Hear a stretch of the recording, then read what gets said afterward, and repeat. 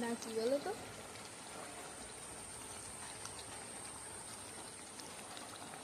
তোকে একটা মেরে দাও, দেখো তো মিষ্টি সেদ্ধ হয়েছে কিনা, কেমন হয়েছে খেতে। এটাতেই খাবো? খাও আর মেজে নিয়ে আসবে। তুমি এক পিস নাও। না আমি নেবো না,